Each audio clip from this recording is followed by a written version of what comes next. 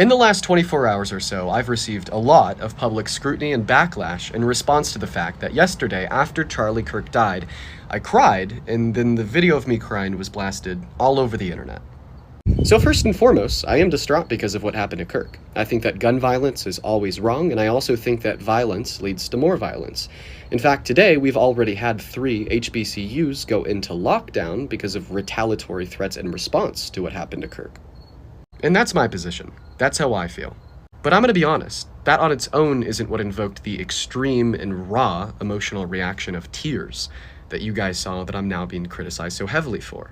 Welcome on another episode, you guys. Thank you so much for tuning in. The last clip that you guys saw, that was the clip of a popular creator on TikTok, a liberal, someone who posed as being anti-racism.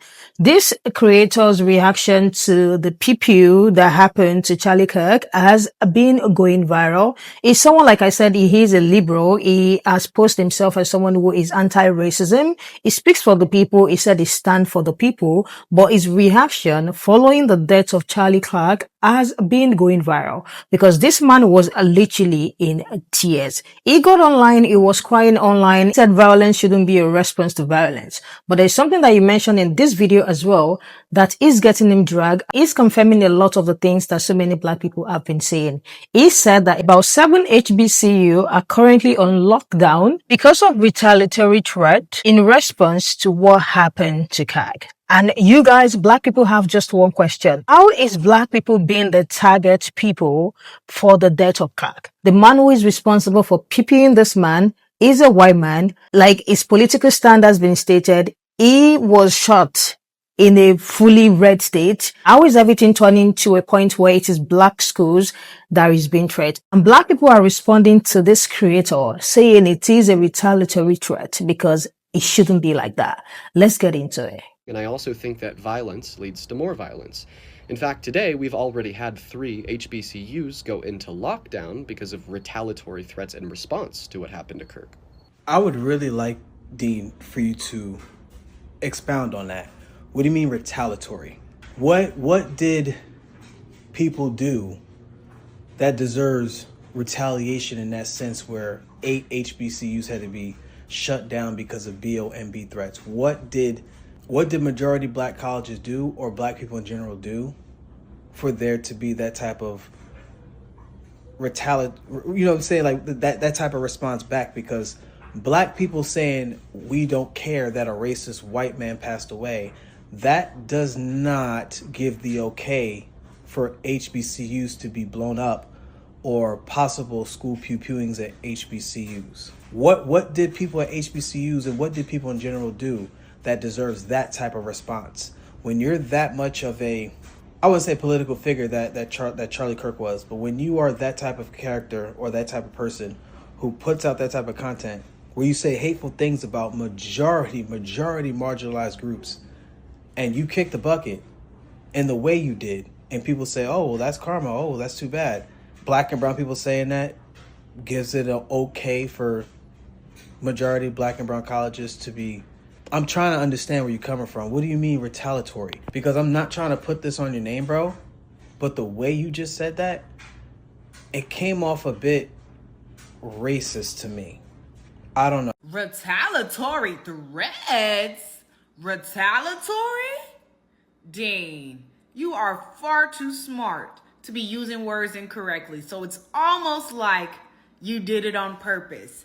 And retaliation implies that someone has been provoked. So excuse me when I ask, but what did us as black people, what did those students at those HBCUs have to do with a white, conservative, Christian, Republican, male murdering Charlie Kirk? What does that have to do with us? How did we provoke any of that for it to be considered retaliation? Sometimes people should just be quiet. Let's call things what they are. Let's use proper words. Call it a hate crime. Hateful threats. Racial hateful threats. Provoked by white people's obsession with hating us, because that's the type of rhetoric that Charlie Kirk used. That's what he promoted. So that's what his following is seeking to do in his absence. But we have not provoked. As Black people, it's not retaliation. We have done absolutely nothing. We have done absolutely nothing. The country is falling apart, and all we can do is look, because you guys did this to yourselves.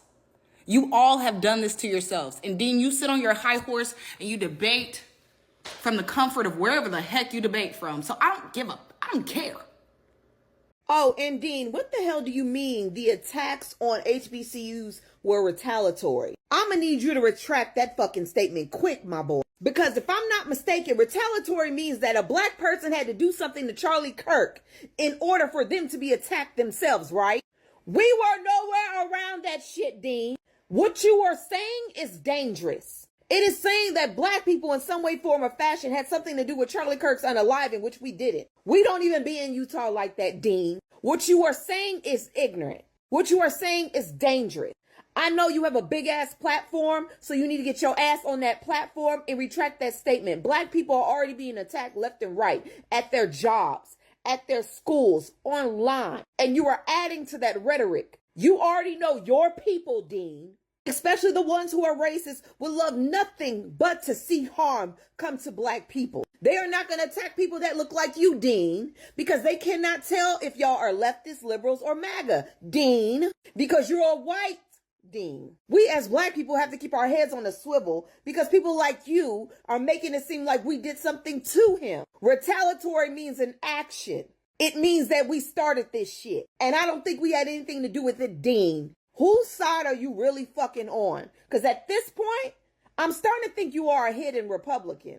I had no idea who Dean Withers was before all of this, but as soon as I saw him, I thought, yeah, it definitely gives All Lives Matter with a sprinkle of, I know some Black people, so I'm finna talk about some Black stuff so I can gain social capital in the Black community. And it's crazy because this was his explanation for why he was crying about Charlie Kirk. The first thing that invoked that reaction out of me was watching the up-close video of what had happened to him and how extremely violent it was, while then also learning that his wife and 3-year-old daughter were watching from the crowd. When this occurred, I momentarily placed myself in the shoes of his wife or 3-year-old daughter and how they had to watch that, and yes, that made me extremely emotional. So what he's saying is that this is the first time that he had to witness anyone that looks like him experience something like that. Wow, it must be hard. You know who else that happened to? Philando Castillo. He was unalived for no reason in front of his daughter and his girlfriend at the time. And guess what? The police officer was acquitted. See, here's the thing. Black people have to see that level of violence against Black people in the media all the time. And I said this before and I'm gonna say it again. The reason they always have to release the body cam footage and the videos of what happened to Black people is for white people to believe it. Because we as Black people know, and it is our lived experience. So you're able to cope with it until the person looks like you. You put yourself in their shoes when the person looks like you. Damn, if it hit that hard for you, just imagine what Black people experience when it's in the media almost every other day. Yeah. If you actually want to be an ally, this is the perfect time for you to step back and really do the work and evaluate what made you cry on live stream about this, but not every time that it happens to Black people. In the last 24 hours or so, I've received a lot of public scrutiny and backlash in response to the fact that yesterday, after Charlie Kirk died, I cried, and then the video of me crying was blasted all over the internet. So first and foremost, I am distraught because of what happened to Kirk. I think that gun violence is always wrong, and I also think that violence leads to more violence. In fact, today, we've already had 3 HBCUs go into lockdown because of retaliatory threats in response to what happened to Kirk. Dean made that video trying to justify why he was crying over Charlie Kirk, saying that, you know, he was receiving scrutiny for crying over Charlie Kirk. You weren't receiving scrutiny for crying over Charlie Kirk. You were receiving scrutiny for trying to make other people feel bad for not crying over Charlie Kirk. Then you tried to sneak Black people in there saying that HBCUs receive retaliatory threats. Let me show you what the definition of retaliatory means. The word retaliatory is an adjective that describes something done as retaliation, that is as revenge or punishment in response to someone's action.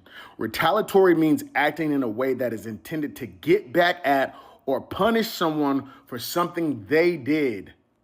We didn't do shit. So don't call it retaliatory threats. Call it exactly what it is. Call it hateful threats. Call it raceful threats. Call it exactly what it is, because that's what it is.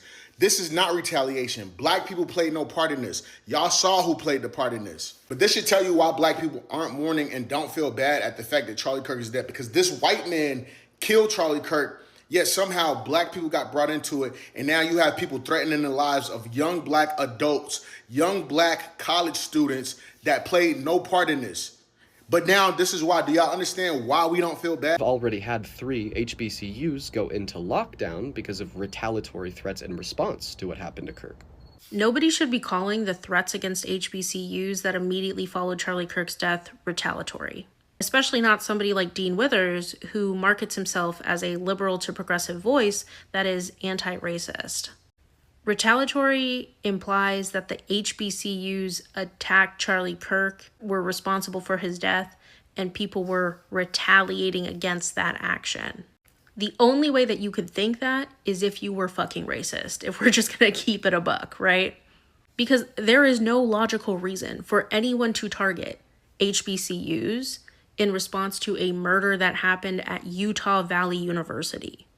UVU is obviously not an HBCU. There are no HBCUs west of Texas. And to be a historically black college and university, you need to be a school that was established pre-1965 that served black students. Because what was before 1965? Segregation. And even if people did think the shooter was black, right? How could you justify thinking a shooter we don't know, don't have in custody, have no idea who they are, was a college student from universities states away? Doesn't make any sense. It's just racism. And if at any point in time, any of the suspects in custody had been black, or anybody had thought that the shooter was black, we would have heard it immediately. Like, let's be so for fucking real. And the guy they do have in custody right now, Tyler Robinson, who everybody thinks is totally the guy who did it because he allegedly admitted it to his minister and his father, is a 22-year-old white guy from Utah who is from a proud MAGA Republican family. And since that information has come out, Charlie Kirk fans have been real quiet on retaliating against 20-something white guys from Utah from MAGA families. I do not even know that I was going to cover anything regarding this man, getting shot, to be honest. I feel like it's all over the world. Like, a lot of people are reacting to it. And I've just been watching so many clips. I feel like this is the only thing that is like all over the media right now. If you tune it into any app right now, this is the trending topic that is everywhere, that they want you to tune into, that they want you to get into. You guys, I watched that video, and the person who did that guy is trained. And I have as well been seeing some conspiracy surrounding, the PPing of Charlie Kirk. And to be honest, there should be no reason why black people or Democrats should be brought into this. Like, the governor of Utah literally said he prayed for 36 hours for he to not be one of them. And when they were able to get their hands on the culprit, you guys, he one of them so badly that there was no reason for that guy to not be one of them. He said he prayed for 36 hours for it to not be one of them. He wanted it to be maybe an immigrant. He wanted it to be maybe a black person. I feel like this story would have been way worse if it happens to be a person of color. I do not understand the sudden need for, white Americans are now finally saying violence is not the answer. Like, this is literally what we call a white on white crime. But they somehow, some way, bring black people into it. The fact that 7 HBCU, as at the last time that I checked, 7 HBCU have to be locked down because of threats. These people never did anything. The person who shot this man is a white guy. Why are black people's life in danger for a crime that they never committed? How did black people even get into this? Because they so wish that it was people of color. They so wish that it was a black person that did that. They immediately got shot even before this man was caught. They thought it was going to be a Democrat. They thought it was going to be maybe an immigrant. They thought it was going to be a black person specifically, because the way the conversation was going and how these people are now coming together saying they are going to retaliate. If they see this person, they are going to shoot this person. They are going to do that. It was just a very hard watch. Another conspiracy that I saw that I find very interesting is about the guard at the back of Charlie Kirk. You guys, there was some hand movement that I saw. There are a few creators that are talking about how, he was giving some hand movements, and they talked about how they have been in the military and they understand the movement that was going on before that incident happened. Where we have seen so many, especially of those palm-colored people, react to the PPing of this man, and it's a confirmation of what black people have been saying. A black person was not involved in the PPing of this man. This literally happened in a red state, in a place where it's predominantly palm-colored people, and somehow, some way, HBCUs, black dominated spaces, need to be saved. They need to be closed down. This is actually mind-boggling. The whole conversation surrounding this is mind-boggling. And another thing that I see a lot of people talk about, or one of the top comments that I have seen regarding the situation that happened to Kirk, is how people are saying they do not support what happened to Charlie Kirk. But it might seem like Charlie Kirk actually support what happened to him. Like, it was one of the things. He literally said the civil rights movement was a mistake. It's been on clips, like it's all over the internet. He said that. I saw a compilation someone did as a legacy to him. And if you guys hear some of the things that this man has said, I do not think anybody that he has talked down on should be attacked, because he has said so many evil things. Like, another thing that people are talking about or addressing regarding the people who have been crying about the death of this man is that this man will literally spit if it happens to be you. People are dying every single day, but this particular one was the one that was so important. One of the things that I have noticed about the reaction and some of the things that some creators that I specifically follow on TikTok have been doing is that people actually do practice selective empathy. People practice selective empathy. There is no way someone will say that civil rights movement is a mistake. Black people are better off doing the Jim Crow era. Children should watch executions. He has said so many things, and the way his take don't match, you can tell that he's just saying it because he's saying, oh, his kids matters a lot. Like, every other thing he has is there, but then his kids are like one of his top priorities. His family is one of his top priority. But then in the same breath, this man said kids should watch execution. But then the people wouldn't feel sorry for what happened to him are now being attacked. And the people who are not even responsible for the PPing of this man have to hide their head. Like, it is not making sense when we think about it. It is not making sense when we think about it. I've just been seeing some people who are having selective empathy at this point, and I feel like the death of this man has really been showing the true colors of some people who pose as, they are for the people, but are they really for the people? Like, do they even believe some of the things that they say? Do they even stand by some of the things or rhetorics that they share online? Let me hear what you guys think. What do you think about this whole conversation going on? I know it's a lot. It has been divided to so many parts as well. The conspiracy theory, the people who are attacking each other, the white people who are making lists of the people that they want to bring down. It's been a lot going on. Let me hear what you guys think in the comment section, and I am going to see you guys in the next one.